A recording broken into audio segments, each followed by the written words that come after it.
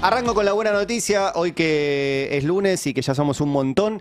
Hoy vuelve Roberto Navarro. A las 10 de la mañana va a estar al frente de El Pase. Recuerden, hace una semana, el lunes pasado, fue atacado violentamente cuando estaba en una reunión de laburo en un hotel de acá de la ciudad de Buenos Aires. Un tipo le empezó a insultar, otro tipo le pegó de atrás. Roberto estuvo internado 2 días por su condición de anticoagulado y por su edad, por un fuerte hematoma que tenía en la cabeza que había riesgo de que se derramara hacia adentro. Estuvimos obviamente muy preocupados por su salud, muy angustiados.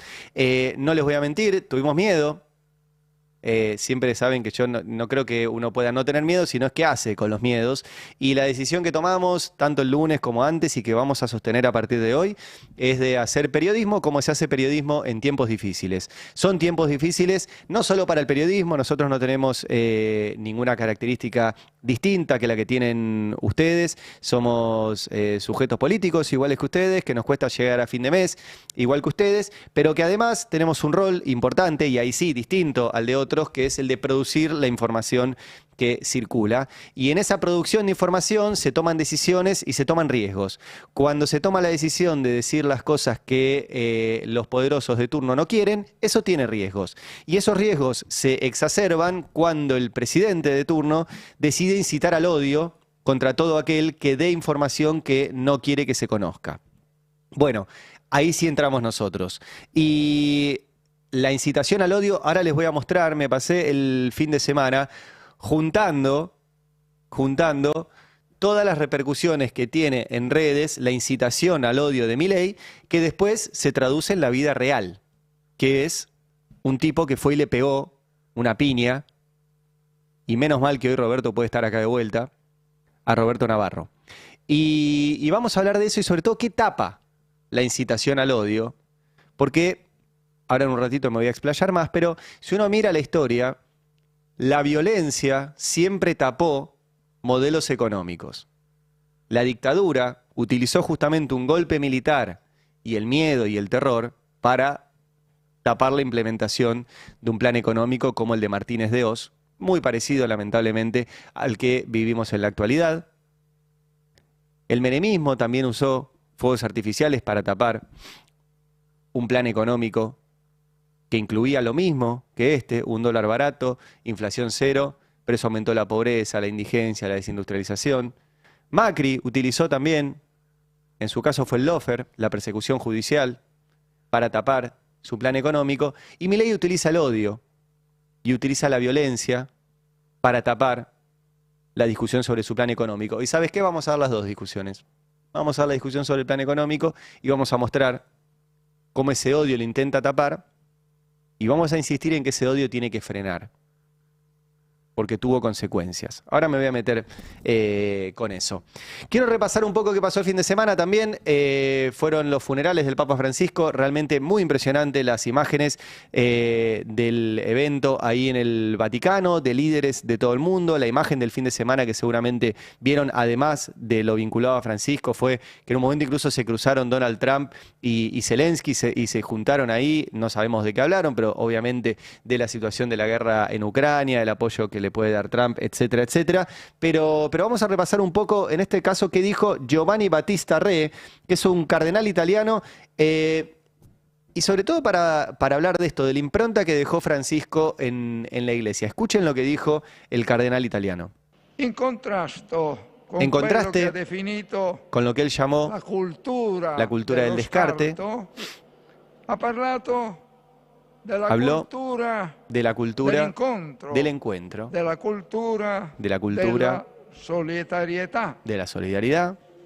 El tema de la fraternidad ha attraversato todo su pontificado con tonos vibrantes. En la carta encíclica Fratelli Tutti quería revivir una aspiración mundial a la fraternidad, porque todos los hijos del mismo Padre que está en el cielo, con fuerza, a menudo recordado, que pertenecemos todos a la llamada familia humana, y que nadie se salva solo. Nadie se salva solo. El mensaje del cardenal italiano Giovanni Battista Re en los funerales del Papa Francisco. También quiero compartirles a Monseñor Jorge García Cuerva, el arzobispo de Buenos Aires, que decía esto también el fin de semana. Por eso, como pueblo, queremos darle a Francisco un gran abrazo y decirle gracias, perdón, te queremos mucho. Pero también sabemos, como dije, que nos debemos muchos abrazos entre nosotros. Por eso hagámosle el mejor de los regalos al Papa, el Padre de todos, el Papa argentino y porteño, comprometiéndonos a hacer un pacto de concretar como Iglesia y sociedad su magisterio y así definitivamente darnos el abrazo que necesitamos y vivir la tan anhelada fraternidad entre los argentinos. Amén. Un papa, el Papa Francisco, que también habló varias veces del problema de la deuda y pedía a los ricos y poderosos del mundo que condonaran las deudas de los países para permitirles su propio desarrollo, para permitirles sus propias decisiones, para permitirles tener soberanía. Y Milei fue a estos funerales.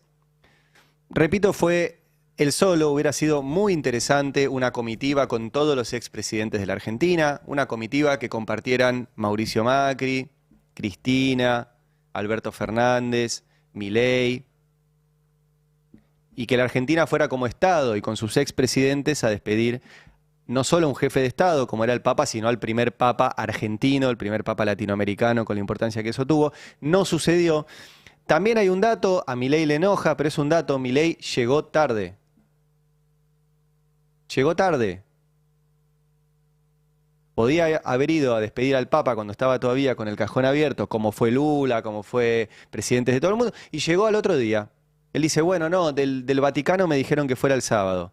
Bueno, hay dos opciones para eso. O está mintiendo o en el Vaticano lo consideran menos importante que a Lula. Pero el Papa era argentino. Es muy extraña la explicación. Se entiende un poco más, creo yo, que es toda una impostura de parte del presidente, que habló históricamente pestes del Papa, pestes. Y más allá de lo que habló, hizo todo lo contrario a lo que el Papa pregonaba. Reprimió, dejó de repartir comida. Una de las que viajó fue Sandra Petovelo, que ayer Milei dijo que estaba muy cansada, entonces no estuvo en la Casa Rosada cuando le dieron el premio al ídolo de Milei, a este Jesús de Huerta Soto, nunca me acuerdo el nombre. Estaba muy cansada. Bueno, Petovelo hacía todo lo contrario de lo que decía el Papa. Petovelo es la que le sacó la comida a los comedores. Y Milei se la llevó al funeral del Papa. Y también se llevó a Patricia Bullrich, que también hacía lo contrario de lo que decía el Papa, porque el Papa decía justicia social y decía que en vez de gastar en justicia social, compraban gases lacrimógenos y reprimían. Y tampoco conocía a Patricia Bullrich del Papa, que se confundió al patrono de la ciudad de Buenos Aires. Mirá.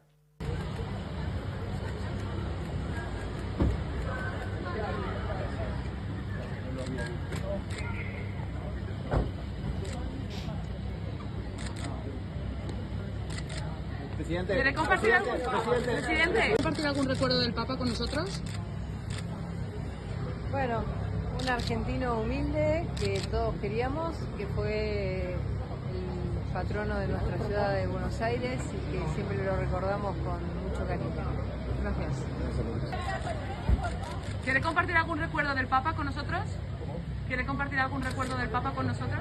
Recuerdo de mi vida, desde los 16 años, un afecto enorme. Gracias. Bueno, el fin de semana hubo un montón de gente que se ocupó de recordarle a Patricia Bullrich que el patrono de la ciudad de Buenos Aires es San Martín de Tours, no era el Papa Francisco. Pero bueno, detalles frente a que Patricia Bullrich todos los miércoles decide pegarle a los jubilados en vez de aumentar la jubilación, que hoy está la nueva jubilación en el boletín oficial, 296.000 pesos la mínima. 296.000 pesos la jubilación mínima hoy. No llegás ni al fin de semana si tenés que pagar un alquiler, ni hablar de si tenés que hacer cosas muy locas como comprar comida o comprar medicamentos que también se los quitaron a los jubilados. El otro tema, les decía, tenía que ver con la deuda y las cosas que decía el Papa también de la deuda. Leí el fin de semana, les recomiendo que la lean y ahora en el pase va a hablar de eso Alfredo Zayat, pero que decía que no es la primera vez que un titular del FMI opina sobre los presidentes en la Argentina y sobre política interna de la Argentina. Opinan siempre con sus planes económicos, opinan siempre con sus visitas, opinan siempre diciéndonos lo que podemos hacer y no podemos hacer, etcétera. Pero a veces también opinan directamente, como Kristalina Georgieva, que ahora la vamos a volver a escuchar, sobre a quién tenemos que votar. Y se acordaba de este personaje, de Michel Camdesus, ¿sí? El director gerente del FMI durante la década del 90, cuando era Menem el que recurría al FMI. Se lo muestro para que le conozcan la voz y para que vean que estamos, como siempre, repitiendo la historia. Mirá. Argentina no es un país sin problema. Si fuese un país sin problema, no sería un país. El problema del desempleo es uno de los problemas serios de este país, como de otros muchos.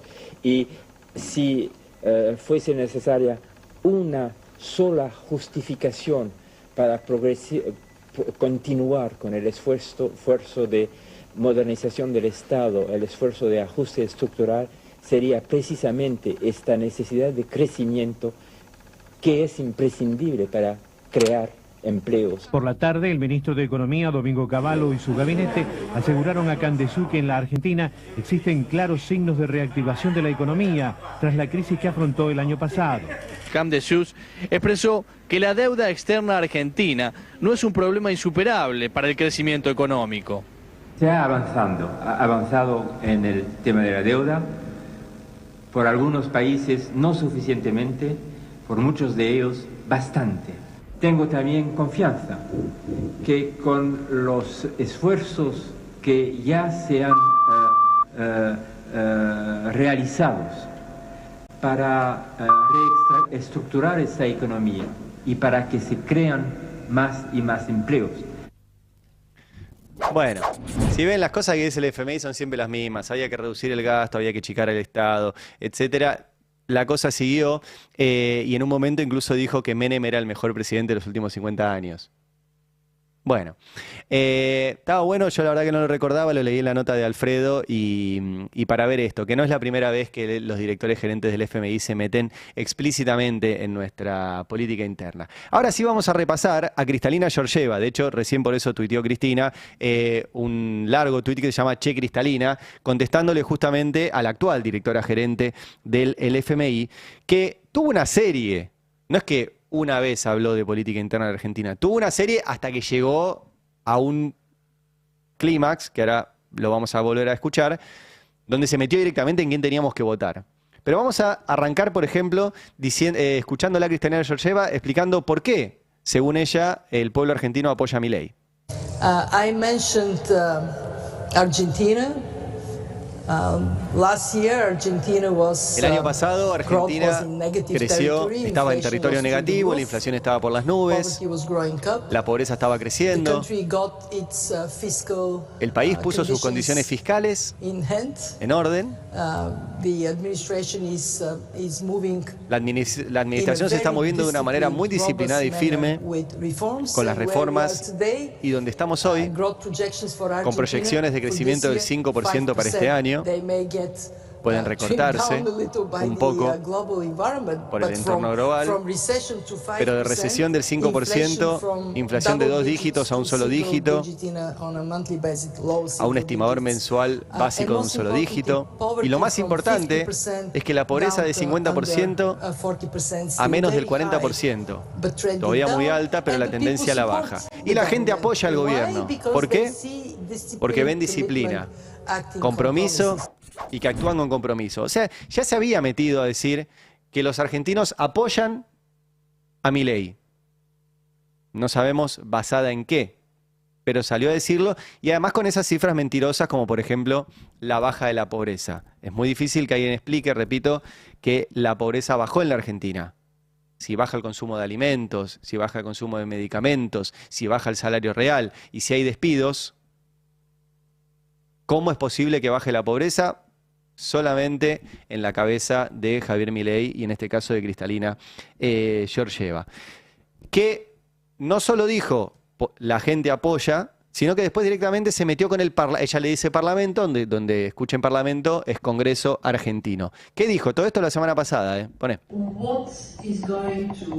Lo que va a cambiar el futuro de la Argentina es apegarse a las normas y crear la confianza de que esta vez es distinta. Hasta el momento vienen bien, creo que tenemos un buen historial. Como dije antes, pasaron del déficit al superávit. Muchos de ustedes saben cuán doloroso es de una inflación altísima a una bajísima. La pobreza en Argentina, repite, superaba el 50%, ahora está por debajo del 40%, con tendencia a la baja. Sigue muy alta, todavía queda mucho por hacer, pero es el camino correcto. Creo que si tuviese que pensar en el Parlamento, en el Congreso argentino, diría que necesitan crear el sentido de la confianza. Me dijeron, no sé si es verdad, que hay más de 200.000 millones de dólares bajo el colchón y Dios sabe dónde. Si ese dinero se invirtiera en Argentina, imaginen lo que sería ese país. Entonces, el Congreso debe crear el sentido de confianza de que esta vez es diferente. Esta declaración es peor que la que ahora vamos a escuchar. Porque, primero, repite el eslogan de campaña de Milei, que esta vez es diferente. Vuelve a mentir sobre los datos de pobreza, pero además le da órdenes al Congreso argentino. Le da órdenes a los representantes de las provincias y del pueblo argentino. ¿Y por qué les da órdenes? Porque en la letra chica del acuerdo con el FMI, que nosotros repasamos, no lo voy a hacer ahora, hay un montón de exigencias que tienen que pasar por el Congreso. Una reforma previsional, una reforma laboral. Todo eso que pide el FMI, cambios en la política salarial, privatizaciones, todo eso tiene que pasar por el Congreso. Entonces, esta es peor, porque Cristalina Georgieva le dice al Congreso argentino, quiero que vos hagas lo que nosotros acordamos con Milei. E insiste con esto de que con eso generan confianza de que esta vez será diferente, que es el eslogan del gobierno de Milei. Tuvo otra peor, antes todavía de su frase, todavía no llegué a la frase del conflicto, y miren ya la cantidad de cosas que hay. Que fue en la charla, la frase del conflicto, que compartió con Federico Sturzenegger, que es el ministro de Regulación a favor de las grandes empresas, que ahora integra también un consejo asesor nuevo creado por el FMI. Y Sturzenegger tuiteó esta foto que dice: genial compartir un panel con Cristalina Georgieva sobre crecimiento y desregulación, y qué bueno ver al director general, que es Cristalina, la directora general, con el alfiler de la motosierra. O sea, no solo dijo todo lo que dijo, sino que en esta foto que vuelvo a mostrar, se puso el eslogan de campaña de Milei, ahí le hicimos zoom, que es la motosierra. ¿Qué es la motosierra? Y se la puso, ahora sí, en la charla, donde finalmente dijo esto y nos mandó a votar a todos por los candidatos de Milei. Y hay una oportunidad muy importante para Argentina en un mundo que tiene hambre de lo que el país produce. En agricultura, en minerales, minería, gas, litio. ¿Cuáles son los riesgos? Primero, externo. Un empeoramiento del entorno global. Manteniéndose todo lo demás constante, impactaría negativamente en la Argentina. Domésticamente, el país va a tener elecciones en octubre. Y es muy importante que no descarrilen la rueda del cambio. Hasta ahora no lo vemos. No vemos ese riesgo materializándose. Le aconsejo a Argentina que siga por este rumbo. Insto, decía. Insto. Entonces empezamos las interpretaciones. ¿A quién le dijo que se mantenga ese rumbo? ¿Al gobierno o a todos los que tenemos que ir a votar? La frase fue, creo yo, bastante explícita. En octubre hay elecciones, no descarrilen el rumbo. En el anterior audio que les mostré, le decía al Congreso, ojo Congreso, tenés que vos votarme lo que yo quiero. ¿Qué se elige en octubre? Diputados y senadores. Entonces no se puede no ver la continuidad de las declaraciones que fueron increyendo de parte de Kristalina Georgieva hasta finalmente decirnos a los argentinos cómo tenemos que votar en octubre. Y ponerse, si ustedes lo notaron, perdón, yo soy a veces detallista, cuando lo decía no tenía el pin de la motosierra, se puso el pin de la motosierra después de decir eso. Y eso generó, obviamente, toda una reacción muy fuerte en la Argentina. ¿Por qué?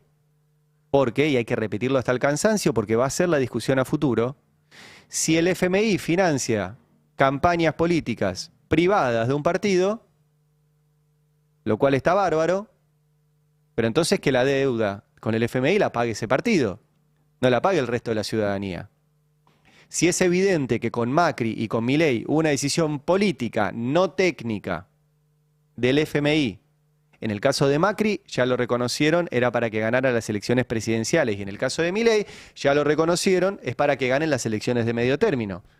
¿Por qué debe pagarlo toda la ciudadanía? Bueno, tal fue el escándalo de esta declaración, que algo bastante extraño, ahora les muestro el último archivo de este fin de semana de Kristalina Georgieva, tuvo que irse para atrás y decir que no dijo lo que dijo. Mirá. Miren, las elecciones son para el pueblo argentino, no para nosotros. Lo que hemos aprendido de la experiencia es que muy a menudo, antes de las elecciones, los gobiernos debilitan su determinación de implementar reformas. Así que mi mensaje fue para el gobierno. Mantengan el curso en beneficio del crecimiento de la Argentina, por el beneficio del pueblo argentino. Bueno, dos cosas. Ella dijo lo que dijo. Nos dijo a los argentinos que teníamos que votar a Milei. Pero ahora le empeoró. Porque dijo que un gobierno argentino, que debería ser autónomo y soberano y tomar las decisiones que quiera, como tiene a alguien que le puso en el banco 12.000 millones de dólares ahora, le dice cómo tiene que hacer las cosas de cara a las elecciones. Y le opina directamente y le habla públicamente al gobierno. Bueno, me tomé el trabajo de leer el código de ética del FMI. Yo sé que a alguno le parecerá un chiste porque dice, bueno, pues si el FMI no tiene ética, si el FMI violó sus propios estatutos al prestarle con Macri a la Argentina más de lo que le correspondía, los vuelve a violar ahora prestándole otra vez a la Argentina por encima del resto de los países. Hay un montón, de hecho está bien retratado en la nota de Alfredo Zayat, que vuelvo a recomendar, de países que se están negando, que dijeron, che, no le vuelvan a prestar a la Argentina, pues esto... Bueno, pero qué sé yo me tomo el trabajo y se los comparto. Y en el código de ética del FMI dice taxativamente Press Relations, Public Statement and Publicaciones, o sea, las relaciones con la prensa y las declaraciones públicas y las publicaciones del FMI. Y dice, le dice a los funcionarios del FMI, ustedes no deben, sin autorización, proveer a los medios, publicar o hacer declaraciones públicas relacionadas a las políticas o actividades del FMI o a cualquier política, a cualquier cuestión política nacional de los países. Tienen prohibido hacer una declaración como la que hizo Kristalina Georgieva. A lo cual viene otra pregunta. ¿Kristalina Georgieva estaba autorizada a decir esto o lo hizo sin autorización? Si estaba autorizada, bueno, hay una decisión del FMI de decirnos a los argentinos a quién tenemos que votar. Si no estaba autorizada, el FMI debería sancionarla por decirnos a los argentinos cómo debemos votar. Como sea, fue realmente grave, tan grave que ella intentó dar marcha atrás. Yo creo que no dio ninguna marcha atrás porque dijo, mi advertencia fue al gobierno. Y eso es una cuestión política nacional en la cual no tiene que meterse, menos públicamente. Nosotros sabemos que esto sucede por detrás. Pero públicamente decirle a un gobierno, ojo lo que haces antes de las elecciones, es un dato no menor. ¿Por qué además esto? Porque los gobiernos en general, no el de Milei, todos, antes de las elecciones hacen lo que mediáticamente se conoce como plan platita. Y eso sucede, y ha sucedido siempre. Le está diciendo al gobierno, no gastes un mango,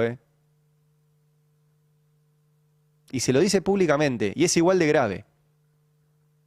Bueno, después de esto, Milei, que viajó, llegó tarde al Vaticano, volvió a la Argentina, llegó tarde porque se había quedado de gira con Jesús Huerta de Soto, este español al cual Milei admira mucho, que también habla pestes del Papa, y se quedó porque primero fue, recuerden, a la televisión a darle una sorpresa, después lo recibió en la Casa Rosada, después se vino acá a la vuelta a darle un premio privado, y después finalmente el domingo le dio un premio en la Casa Rosada y aprovechó para dar un discurso a Milei que tuvo una transmisión medio rara, no fue una transmisión oficial. Bueno, en fin, vamos a repasar algunas de las cosas que dijo Milei porque realmente es interesante cómo siguen en este mundo paralelo económico. Por ejemplo, ¿qué dijo Milei sobre la inflación el domingo?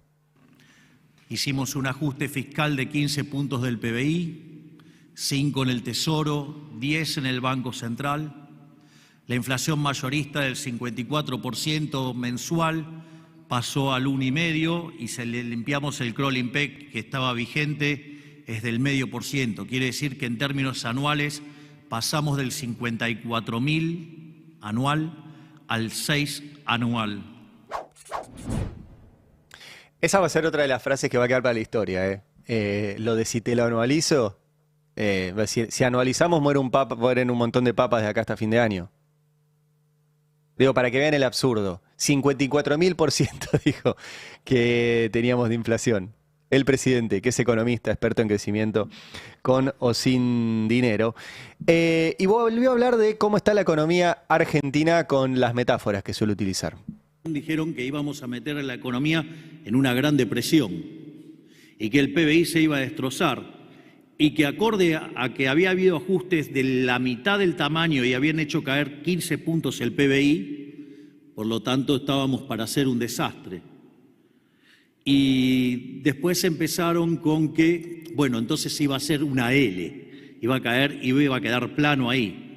Después empezaron con que iba a ser la pipita de Nike muy suave. Después la pipita se puso más fuerte. Después era en B. La realidad es que es un tilde. Y perdón la licencia poética, pero la economía argentina sube como pedo de buzo y se ve la burbujita por todos lados. Bueno, más allá de la licencia poética, los datos muestran que la Argentina hace 15 meses que hay caída de consumo. Y el último dato de caída de consumo fue el de los supermercados, que es un dato muy preocupante. Bueno, en los supermercados compramos comida y compramos elementos de higiene.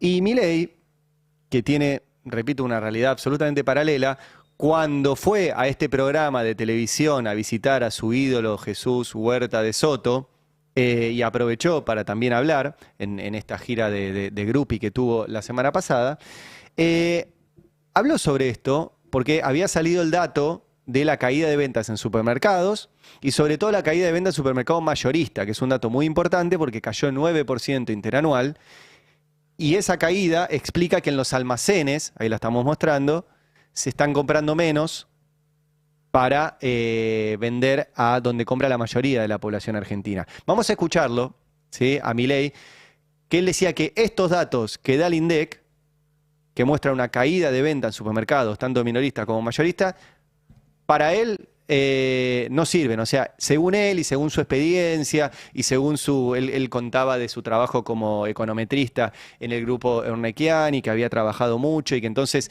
sabía qué datos sirven y qué datos no sirven a la hora de mostrar. Dijo, no, yo no tomo la venta en supermercados, yo no tomo la venta en los mayoristas como si se pudiera elegir. Como si él pudiera decir, bueno, yo no me gusta este dato, no lo uso. Me gusta este dato, sí lo uso.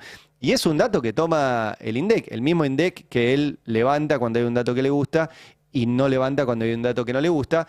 Pero en este caso es venta en supermercados, que es cuánto estamos comprando de comida y cuánto estamos comprando de productos de higiene. Bueno, ¿qué decía Milei? A ver. La función de consumo y usaba como datos como la venta de supermercados, como la venta de shopping, todo eso, y quería explicar, no me daba nada. Así te lo digo. O sea, la econometría de eso daba porquería, no daba nada. Con lo cual, digamos, en principio, si vos querés aproximar lo que está pasando con el consumo, no funciona. Digo, econométricamente no funciona. Bueno, econométricamente no funciona, según Milei, ir a ver qué pasa en los supermercados y en los mayoristas. Funciona ver el e-commerce, ¿sí? Si estamos comprando fideos y latas de atún por Mercado Libre. Bueno, nuestro compañero Javier Sluky lo fue a ver eso. Y hoy está la nota en el Destape que se pregunta, ¿aumentó el consumo por el comercio electrónico? Las cifras que desmienten a Milei. Milei utilizó este argumento para negar que el consumo masivo sigue en caída, pero los datos del INDEC reflejan otra cosa. Vamos a leer varios párrafos de la nota que está buenísima. ¿Se creció el consumo por e-commerce? Bueno, como Milei dice, el consumo e-commerce efectivamente tuvo un crecimiento exponencial en el que casi se triplicó en 2024.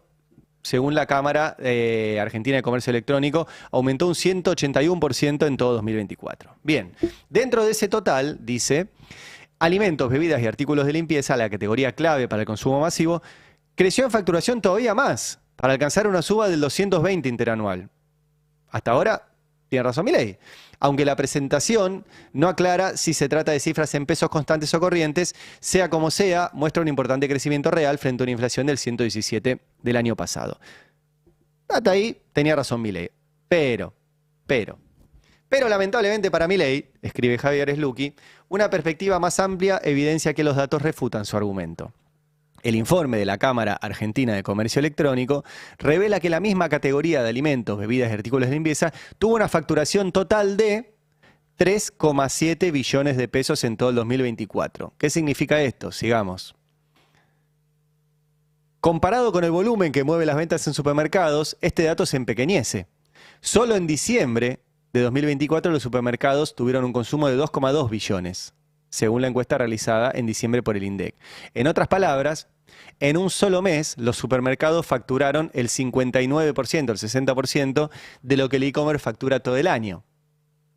Si se multiplica por 12 el número de diciembre, el resultado indica que en todo 2024 se habrán facturado 26,4 billones de pesos en ventas.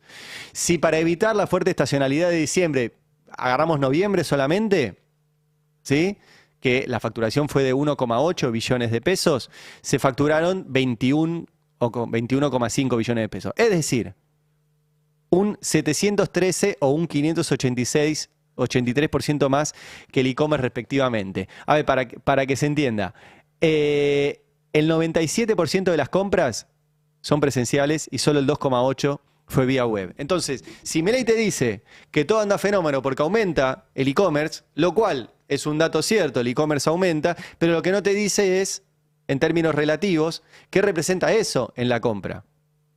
En las compras totales. Bueno, esta nota de Javier Sluky lo que te muestra es que el 97,2% de las compras de alimentos y de productos de higiene se hacen de forma presencial en el supermercado. El 2,8% se hace como mide Milei. Entonces Milei está mirando un dato que representa menos del 3% de la compra de comida. Ahí sube. Ahora, en el otro 97% baja. Entonces, ¿está bajando el consumo o está subiendo el consumo? Es bastante fácil de ver.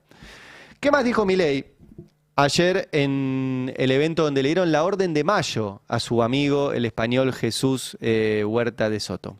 Cuando empezamos a hacer todo esto dijeron que el ajuste era imposible y tal como señala brillantemente el doctor Sturzenegger, dijo, rompimos 3 dimensiones de la naturaleza del ajuste. La primera es el quantum y el tiempo. A Federico lo suelen llamar para, bueno, el ajuste que tengo que hacer. Y le dice, bueno, ¿qué puedes hacer? Le dice, no, bueno, 1 punto por año. Y Federico le contesta, ¿qué tal si haces 5 en un mes? Es lo que hizo Javier. Y además, a los 6 meses también habíamos terminado con el déficit del Banco Central. Tenemos presente a Furiase aquí, que es parte, digamos, del Banco Central y de ese logro enorme también. Claro, lo que no te dicen es el costo de eso. Viste que siempre les gusta hablar de costos. Efectivamente, hicieron ese recorte. El 30% de ese recorte lo explican las jubilaciones, que hoy les repito, está el dato en boletín oficial, 296.000 pesos la jubilación mínima. Menos de 300 lucas. Menos de 300 dólares, si le quieren dolarizar. No llegas a nada. Lo hicieron recortando la obra pública, y eso no solo frena el movimiento económico, sino que es riesgoso para la salud, porque si vos no arreglás una ruta, eso te pone en riesgo de vida. Y con recortes a educación, a salud, quedándose con plata de las provincias. Así es muy fácil hacer el recorte. Básicamente, no gastando en nada. Pero eso va a tener consecuencias. ¿Qué dijo Milei también ayer respecto de la inflación?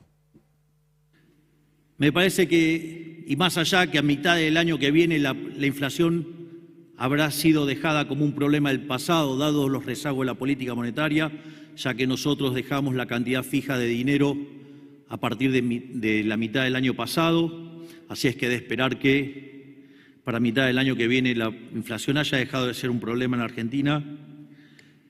Es hoy entonces el tema central del debate, y por eso este es el tema que a mí me gustó tratar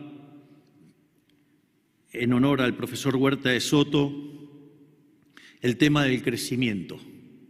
Es decir, lo que se viene ahora es el crecimiento en serio. Tanto habla que se contradice a sí mismo. Dice que dejaron fija la cantidad de dinero desde mitad del año pasado, pero gobiernan desde diciembre del anteaño. O sea, los primeros 6 meses sí emitieron. Es muy difícil. Y después, la otra novedad de la semana pasada, si alguien le quisiera preguntar, en este caso era una conferencia de prensa, pero era que parte de lo que ellos denominan ganancias del Banco Central se las dieron al Tesoro para que el Tesoro pague deudas. Eso también es aumentar, como explicamos la semana pasada, el dinero circulante.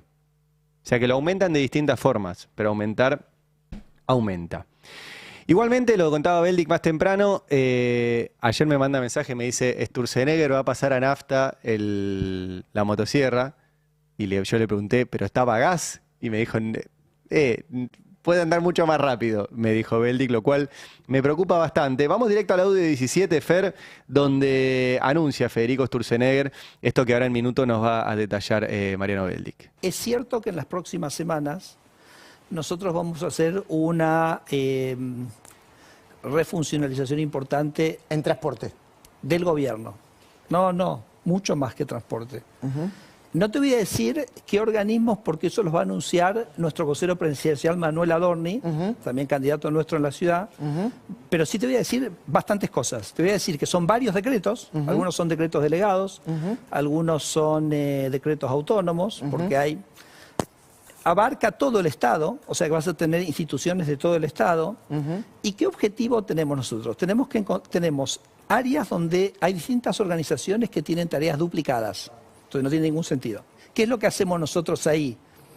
Esos los sacamos y los volvemos a centralizar en el gobierno para que no tengan esa. Te voy a dar un ejemplo que no va a estar tocado.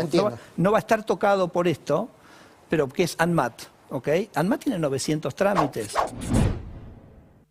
Bueno, se viene esto, lo anunció el otro día también el presidente Javier Milei, que dijo que le va a pedir a todos los organismos que le informen, por ejemplo, las leyes y resoluciones internas que ya no usan. Yo vuelvo a repetir mi consejo gratis a los funcionarios, no manden esa lista porque si ustedes no están usando una ley, un decreto o una resolución, están cometiendo un delito. En todo caso, esperen a que se cambie, pero si no usan una que está vigente, están cometiendo un delito. Y se viene esa nueva etapa. Cierro con un dato más económico para meterme en la cuestión del odio, que es otra de las muestras de cómo falla este modelo económico. Les comparto y les vuelvo a recomendar que lo sigan a Dani Steingart, un tuit de él, que dice: en marzo cayó 24% el turismo receptivo y se duplicó el turismo emisivo. Tendencia insostenible, mire por donde se mire. ¿Qué significa esto? Que baja la cantidad de turistas que vienen. ¿Por qué? ¿Porque la Argentina ya no es linda? ¿Se pusieron feas las cataratas? ¿El Perito Moreno se descongeló? ¿Los lagos del sur son horribles? ¿Ya nadie quiere venir a bailar tango? ¿El vino de Mendoza sale feo? Humahuaca ya no es patrimonio de la humanidad. ¿Qué, dejamos de ser un país lindo turísticamente? ¿Tan feos los esteros de Liberá? ¿Se secaron? No. Lo que pasa es que estamos carísimos. Carísimos. Y aumentó un 100% el turismo emisivo. Miren los datos. ¿Se acuerdan Buenos Aires llena de brasileros comprando cosas? En rojo. Y en verde, argentinos yendo a Brasil. ¿Se acuerdan de chilenos viniendo a comprar cosas? En rojo. Y argentinos cruzando a Chile. Lo mismo con Paraguay, lo mismo con Uruguay, lo mismo con el resto de América. Insostenible esto, que es otra de las formas también de pérdida de dólares. Bueno, por decir todas estas cosas, acabo de hacer un breve resumen de las falacias económicas de las últimas 48 horas. Si vamos para atrás, es más largo. Es que a Milei no le gusta que digamos todo esto. No le gusta que digamos que su plan económico es un plan cruel, un plan de miseria, un plan que no va a funcionar, que ya lo hemos visto demasiadas veces, que termina con más desocupación, con más pobres, con más indigentes, con menos industria, con menos comercios y con una Argentina, como tienen ellos el modelo en la cabeza, donde el PBI per cápita suba, pero se distribuya entre muy pocos. Un modelo parecido al de Perú, como les gusta poner en general como ejemplo. Y a todos los que simplemente señalan desde una crítica fuerte hasta un matiz con lo que plantea el gobierno le apunta directamente e incita al odio y a la violencia contra esas personas. La incitación al odio y a la violencia es un delito federal, pero además es algo que tiene consecuencias y sobre todo es incontrolable. Ya se lo hemos dicho muchas veces al gobierno que pare con eso, que pare con ese odio, porque no lo va a poder controlar. No es que vos apuntás, odien para allá, y ese odio va a ir automáticamente en la dirección que vos lo mandás. Va a ir en todas direcciones. Va a ir en todas direcciones, aun si no lo fomentamos. Y en la Argentina, y en realidad en cualquier lugar del mundo, voy a repetir la frase, nadie se radicaliza solo. No existen, está mal la frase, les voy a decir, pero para que se entienda, no hay locos sueltos. Digo lo de loco suelto porque se habló mucho con el caso del atentado a Cristina y gente vinculada a la salud mental me decía, no digas loco porque yo lo entiendo, yo sé que está mal, pero digo para que se entienda periodísticamente, no hay nadie suelto, no hay lobos solitarios, nadie se radicaliza solo. A nadie se le ocurre, como pasó hace una semana, agarrar a un tipo que no te gusta lo que dice y con el que estás en desacuerdo e ir y meterle una piña en la cabeza. Que además esa persona, que se llama Roberto Navarro, tiene una condición previa de salud, que está anticoagulado, se ligó una piña en la cabeza que le generó un hematoma fuerte, tuvo que estar internado 2 días haciéndose tomografías para ver si ese hematoma no se iba para adentro, puso en riesgo su vida, puso en riesgo el Destape, donde laburamos 300 personas, pero sobre todo pone en riesgo la convivencia democrática de que alguien, por decir lo que piensa, sufra violencia. Yo les repito, no hay ningún problema con que critiquen con que nos critiquen. Nosotros somos sujetos políticos igual que ustedes. No les gusta lo que decimos, nos pueden criticar, nos pueden contradecir. Todo bienvenido, no somos vacas sagradas. La violencia es un límite. Y se lo están pasando de largo porque hay un contexto que incita ese odio. Y la verdad que Milei, después de una semana de saber que tuvo 2 días internado, el dueño del cuarto medio del país, y que además dice cosas que no le gustan al presidente, apuntado directamente con el presidente, siguió y siguió y siguió y siguió. Recuerden que Milei había dicho, no se odia lo suficiente a los periodistas en las horas previas al ataque a Navarro. Bueno, lo volvió a decir y la verdad que se los tengo que mostrar. Por ejemplo, acá le apunta directo él le llama Tinturelli a Jorge Fontevecchia. Dice, Tinturelli nunca falta en la lista de grandes mentirosos del periodismo local. Insisto de nuevo, no odiamos lo suficiente a los periodistas. Ciao. Otro tuit del presidente. Les voy a mostrar un montón de tuits de Milei y después de cómo eso repercute. Acá se la agarra con Bonelli. Siempre peleado con los hechos, un mentiroso patológico, no importa el tema que trate, siempre miente. En definitiva, vale la reflexión tuitera. La gente no odia lo suficiente a los periodistas. Ciao. Seguí pasando. Reflexión de Milei. Todo esto de las últimas horas, ¿eh? El periodismo político en general se convirtió en una mezcla inmunda entre ciencia ficción y chimentos baratos de peluquería propios de un ejército de mitómanos. Seguí. Ahora Santiago Oría, el documentalista, así miente Tinturelli y lo critica, le llama manga de mentirosos. Tienen merecidos, esta es la frase que quería destacar, tienen merecidos todos y cada uno de los calificativos que hace el presidente manga de mentirosos. Sigue. No odiamos suficiente a los periodistas, dice Milei Emperador. Esta es una de las cuentas atribuidas a Santiago Caputo. Y atención, porque dice, no odiamos suficientemente a los periodistas, punto, todavía. Todavía. Y cito un tuit de Milei, donde dice, me cuenta Murcucaracha que el que decía, una barbaridad, está tratando de hacerle una emboscada radiofónica al gran profesor Jesús Huerta Soto. Miren, yo por lo que leo acá supongo que Tenenbaum quería hacerle una entrevista al Español. Nosotros también, ¿eh? Nuestra producción está tratando de ubicarlo porque es una nota importante. Porque el tipo viene a la Argentina, el presidente va y lo sigue por todos lados, lo recibe, después le da un premio acá a la vuelta, después le da un premio a la Rosada. Obvio que queremos entrevistar al Español. Eso no es una emboscada radiofónica. Pues todo el tiempo términos militares, todo el tiempo términos de violencia. Y esta cuenta que, repito, se le atribuye a Santiago Caputo, que según Milei es el tipo más poderoso del país después de él, a pesar de que no tiene cargo, dice, no odiamos suficientemente a los periodistas todavía.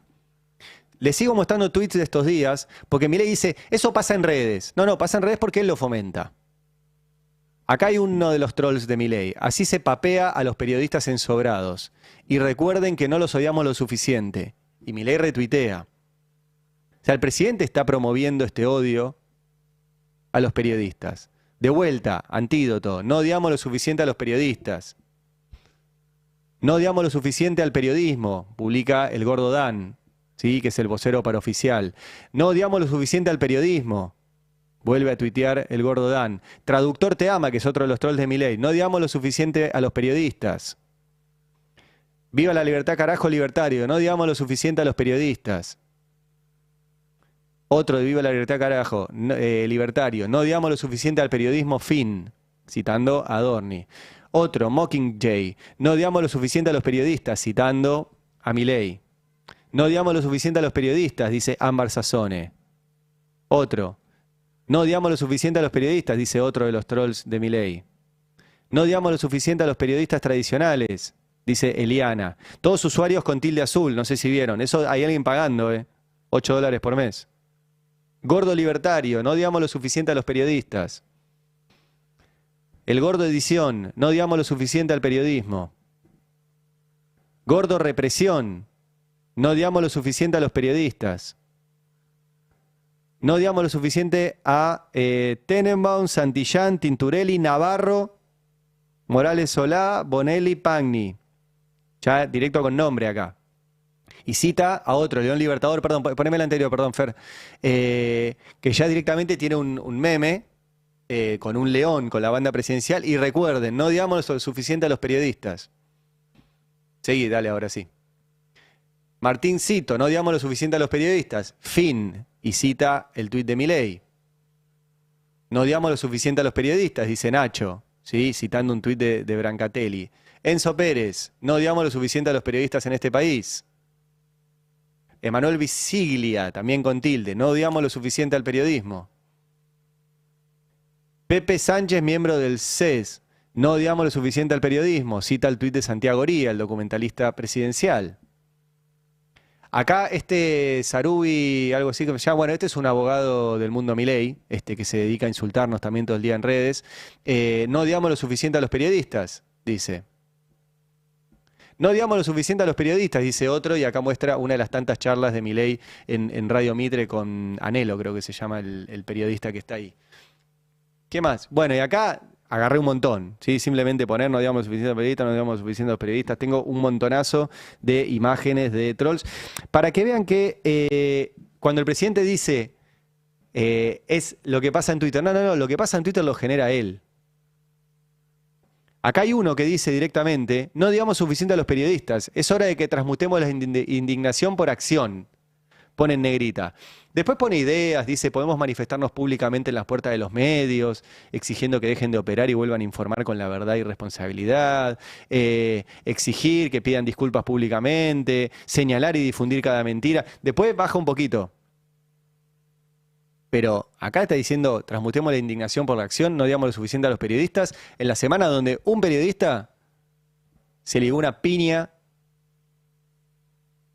después de que el presidente genera este clima de incitación al odio y a la violencia. Ese periodista fue Roberto Navarro. Hoy, puede haber otros y nosotros siempre vamos a estar manifestándonos y solidarizándonos con todo aquel que sufra esta violencia incitada nada más y nada menos que por el presidente. No es lo mismo que lo diga una persona que no es presidente. Lo dice el presidente. Y para peor, no solo lo repiten y lo repiten y lo repiten en redes, sino que incluso lo repite gente que forma parte de la estructura política y electoral. Vamos a escucharlo a Diego Valenzuela, intendente de 3 de febrero, que le preguntó el colega Ramón Indart sobre el ataque a Roberto Navarro. Y escuchen lo que dijo. El presidente nunca afecta la libertad de expresión si responde, contesta, de un modo disruptivo y con palabras que no son habituales para la política. Uno de los últimos tuits del presidente dijo que la sociedad no odia lo suficiente a los periodistas.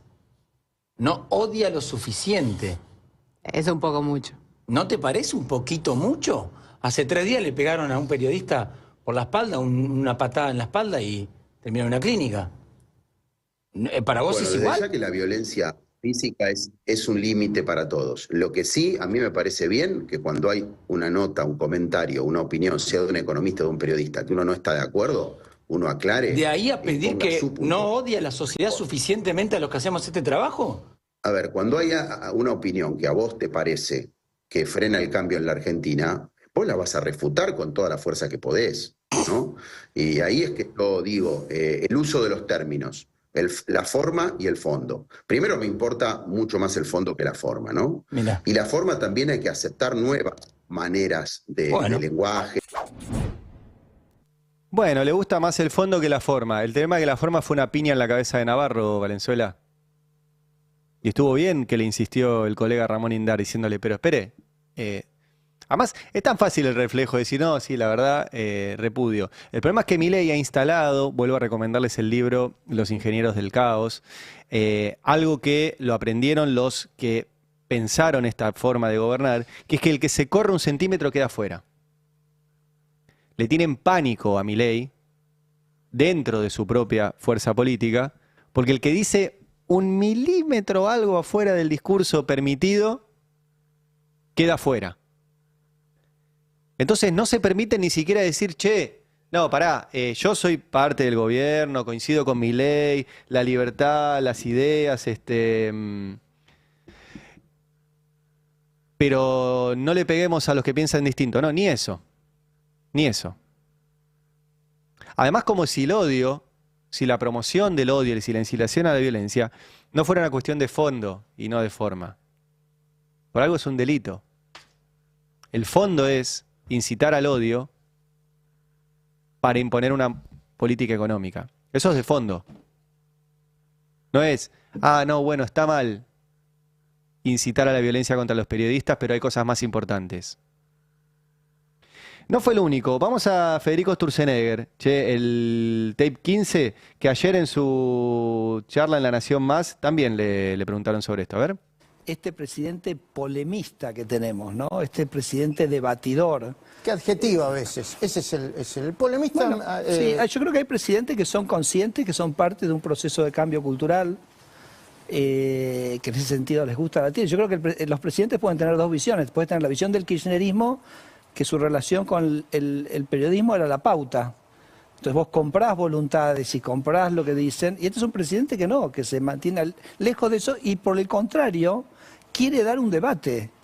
Y es un debate público, es un debate abierto, que todos lo pueden escuchar, y me parece que eso es para celebrar verdaderamente. Más allá, con un tono menos... está bien, pero la Constitución no dice nada sobre el tono del presidente, sí, ¿no? sobre los adjetivos. Entonces, yo creo que el debate... yo no importo, soy una persona intensa que discuto, también se me va una palabra. Yo no creo que esté bueno eso, y ni siquiera para mí, pero yo se lo he dicho al presidente muy respetuosamente, pero que cada uno haga lo que quiera, ¿no? La Constitución no dice nada del tono del presidente, dice Sturzenegger. Bueno, acá lo que pasa es que no es que el presidente discute y polemiza, y la verdad que, de verdad, no nos vamos a asustar porque un presidente no esté de acuerdo con lo que dice un periodista.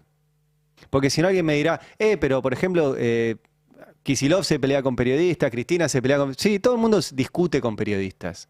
Porque de vuelta, los periodistas somos sujetos políticos como cualquier otro. No tenemos ningún privilegio, no es que no se nos puede criticar, no es que no se nos puede contradecir.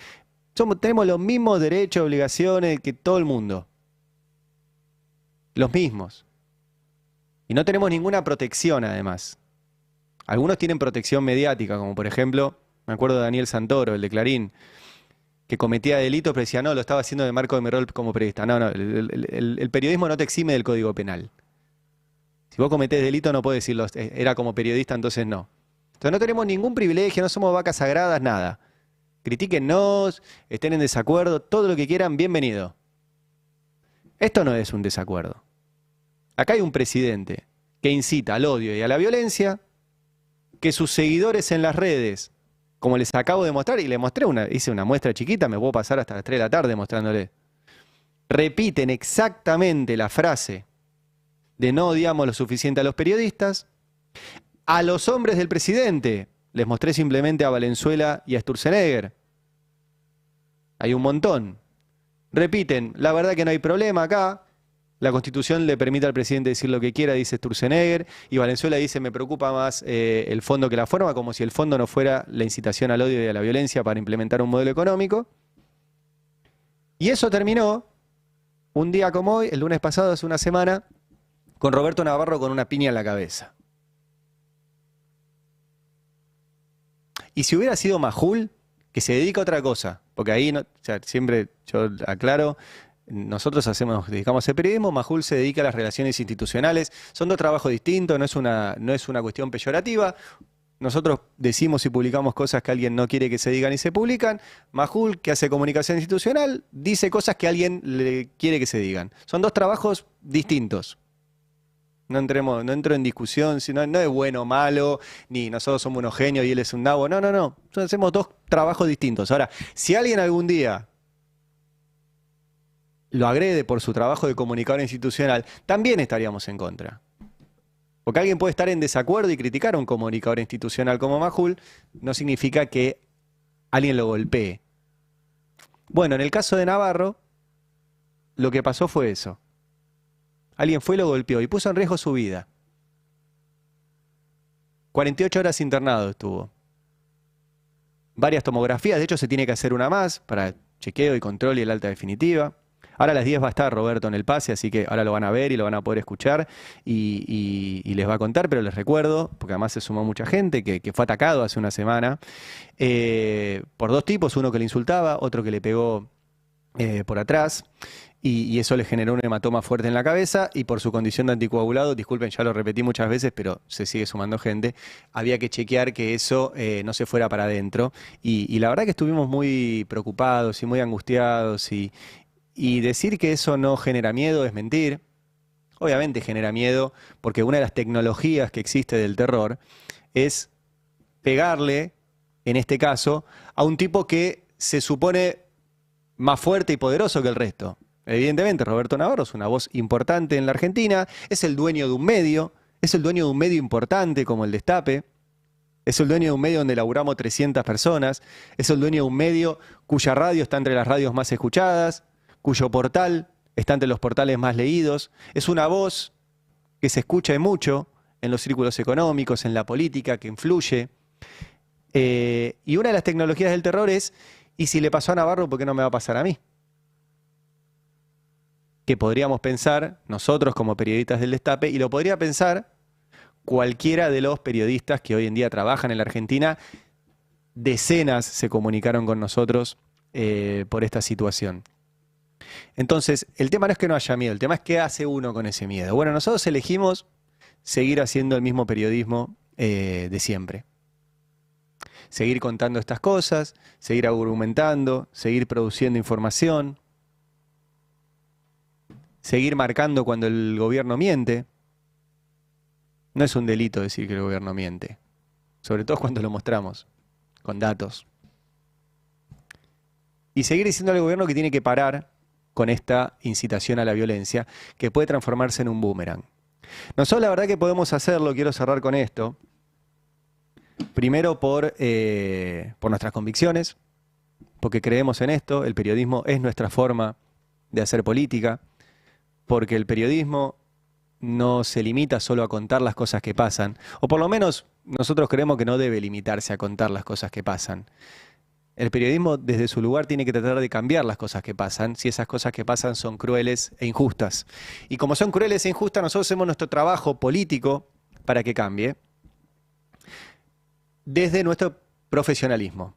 Hay una falsa dicotomía o una falsa contradicción que se intentó instalar hace un tiempo de que no se podía ser periodista y tener ideología política.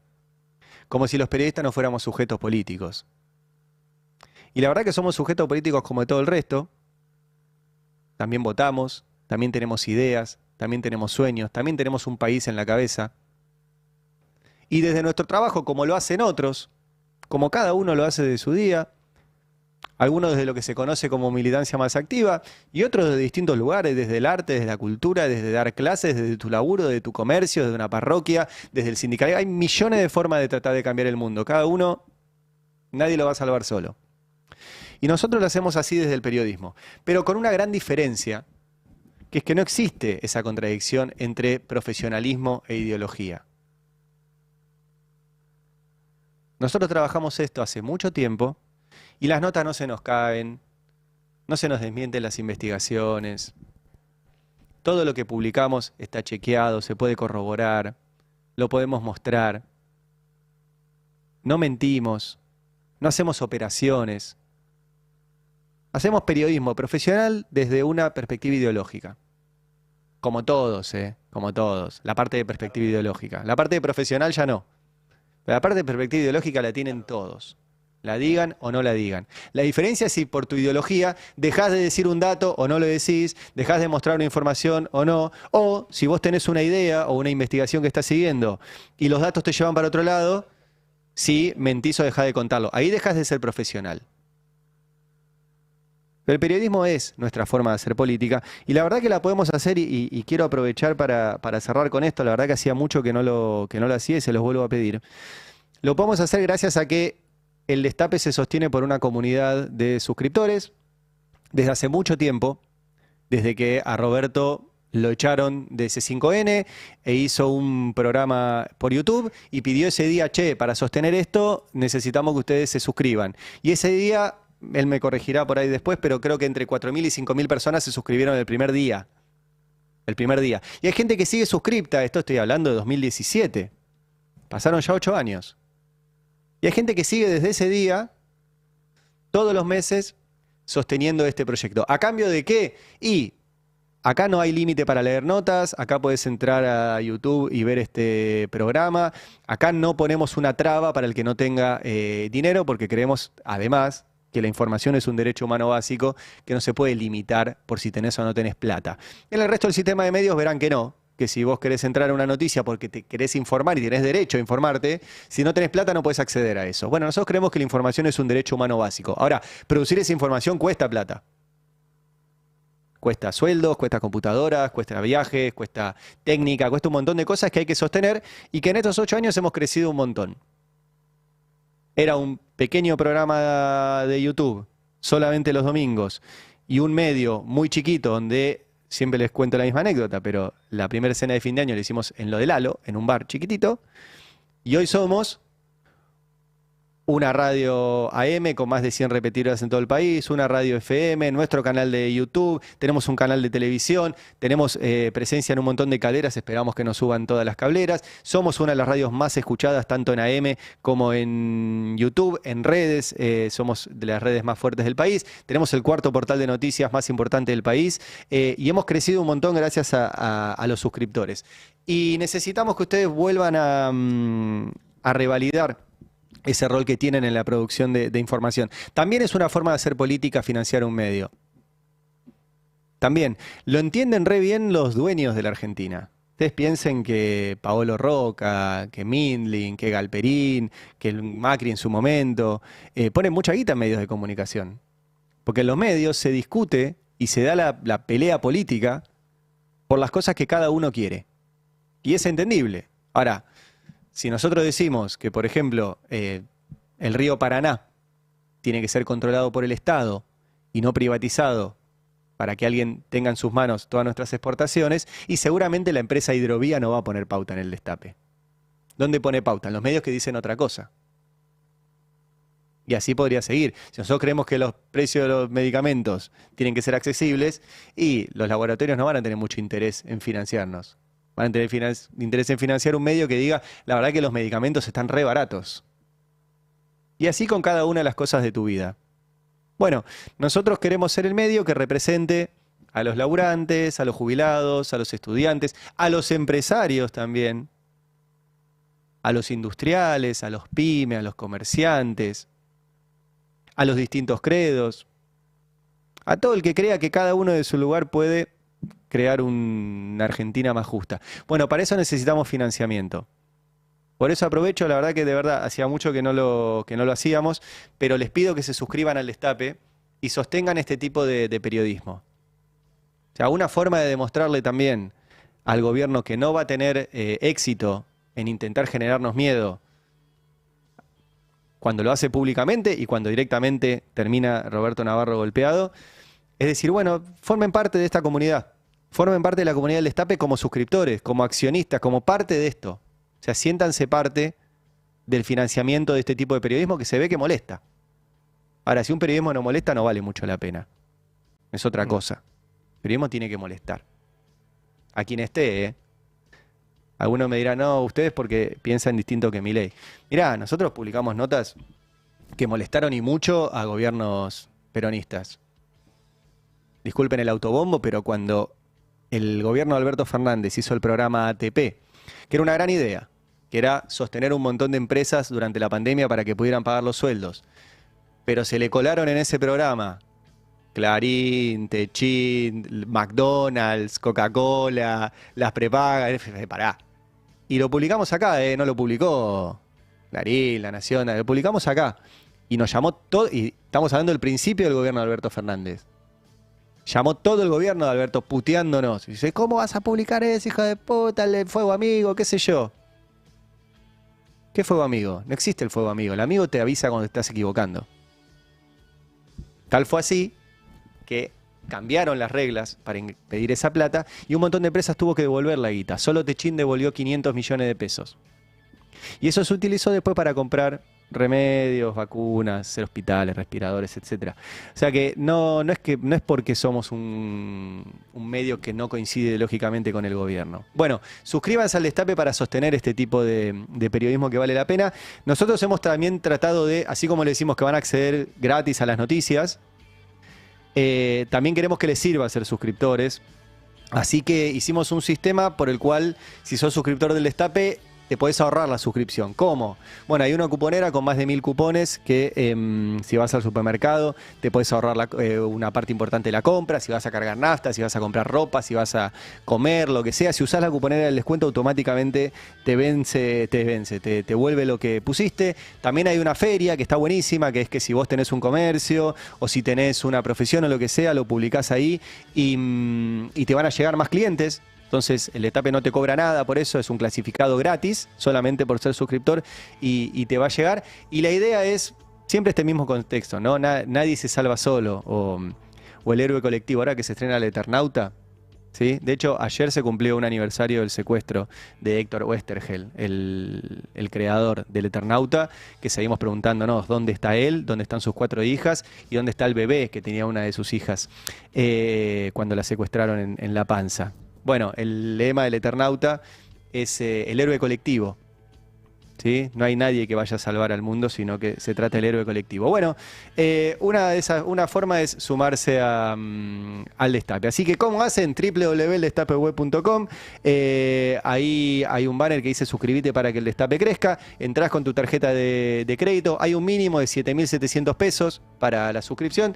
De ahí podés para arriba. Si ya estás suscripto, pues seguramente muchos ya están suscriptos, puedes mandar un mensaje a suscripciones@eldestapeweb.com y decir que pueden aumentar la suscripción, ponele, tenés 7.700, si querés pasar a 10, bueno, si la aumentás también eso nos sirve un montón.